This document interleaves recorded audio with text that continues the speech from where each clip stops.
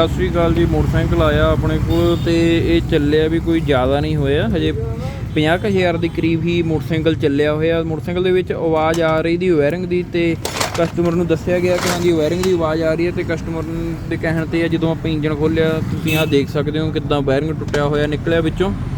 ਤੇ ਇਹਦੀ ਹੀ ਹਲਕੀ ਜਦੋਂ ਮੋਟਰਸਾਈਕਲ ਸਲੋ ਖੜਾ ਹੁੰਦਾ ਦੀ ਇਹਦੀ ਆਵਾਜ਼ ਬਾਹਰ ਸੁਣਦੀ ਦੀ ਤੇ ਉਸ ਵਜ੍ਹਾ ਨਾਲ ਇਹ ਇੰਜਨ ਖੋਲ੍ਹਣਾ ਪੈ ਗਿਆ। ਤੇ ਆ ਤੁਸੀਂ ਦੇਖ ਸਕਦੇ ਹੋ। ਪਰ ਇਹ ਖੋਲ੍ਹਣ ਦਾ ਕਾਰਨ ਵੀ ਜੇ ਅਗਰ ਆਪਾਂ ਦੇਖਿਆ ਜਾਵੇ ਕਿ ਹਾਂਜੀ ਸਰਵਿਸ ਟਾਈਮ ਟੂ ਟਾਈਮ ਕਰਾਓ ਤੇ ਇੱਕ ਤੇਲ ਦਾ ਖਾਸ ਕਰਕੇ ਧਿਆਨ ਰੱਖਿਆ ਕਰੋ, ਜਿਹੜਾ ਤੇਲ ਪਵਾਉਣਾ ਵਧੀਆ ਪਵਾਇਆ ਕਰੋ।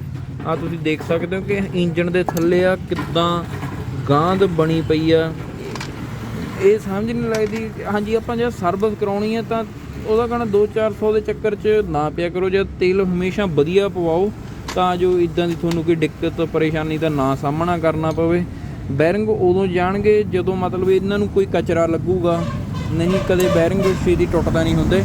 ਇਹ ਮੋਟਰਸਾਈਕਲ ਆਪਾਂ ਇੱਦਾਂ ਨਹੀਂ ਕਹਿ ਸਕਦੇ ਕਿ ਹਾਂਜੀ ਜ਼ਿਆਦਾ ਪੁਰਾਣਾ ਮੋਟਰਸਾਈਕਲ ਹੈਗਾ ਵੀ ਇਹ ਮਤਲਬ ਜ਼ਿਆਦਾ ਪੁਰਾਣਾ ਨਹੀਂ। ਅਤੇ ਤੁਸੀਂ ਇਹ ਹਾਲ ਦੇਖ ਸਕਦੇ ਹੋ ਕੋਈ ਜਰ ਵਗੈਰਾ ਨਹੀਂ ਪਈ ਹੋਈ, ਕੁਛ ਨਹੀਂ ਹੈਗਾ। ਤੁਸੀਂ ਇਹਦੀ ਫੋਨ ਵੀ ਤੁਹਾਨੂੰ ਦਿਖਾ ਦਿੰਦੇ ਹਾਂ। ਹਾਂਜੀ ਆਹ ਇਹਦੀ ਫੋਨ ਆ, ਤੁਸੀਂ ਦੇਖ ਸਕਦੇ ਹੋ ਕਿ ਹਾਂਜੀ ਫੋਨ ਵੀ ਇੰਨੀ ਕੋਈ ਦਾਗੀ ਨਹੀਂ ਹੈਗੀ ਇਹਦੀ। ਫਿਰ ਹੁਣ ਇਹਨੂੰ ਆਪਾਂ ਭੇਜਦੇ ਹਾਂ ਖਰਾਦ ਤੇ ਇਹਦਾ ਕਰਾਂਗੇ ਫੁੱਲ ਓਵਰਆਲ ਇੰਜਣ। ਇਹਦਾ ਖਾਸ ਕਰਕੇ ਜ਼ਰੂਰ ਧਿਆਨ ਰੱਖਿਆ ਕਰੋ ਜਦੋਂ ਕਦੇ ਵੀ ਤੁਸੀਂ ਸਰਵਿਸ ਕਰਾਉਂਦੇ ਹੋ 100-200 ਦੇ ਚੱਕਰ 'ਚ ਸਸਤੀ ਸਰਵਿਸ ਦੇ ਨੁਕਸਾਨ ਨਾ ਕਰਾਇਆ ਕਰੋ। ਇੱਦਾਂ ਫਿਰ ਨਹੀਂ ਇੰਜਣ ਖੁੱਲ੍ਹ ਜਾਂਦੇ ਨੇ, ਬਚਾ ਰੱਖਿਆ ਕਰੋ। ਧੰਨਵਾਦ ਜੀ। ਨਿੰਮਾ ਵੋਲਟ ਖੰਨਾ। ਇਹਦੀ ਇੰਜਨ ਦੇ ਵਿੱਚ ਘਚਰ ਘਚਰ ਦੀ ਆਵਾਜ਼ ਆਉਂਦੀ ਸੀ, ਉਹ ਆਵਾਜ਼ ਸੀਗੀ ਬੈਰਿੰਗ ਦੀ।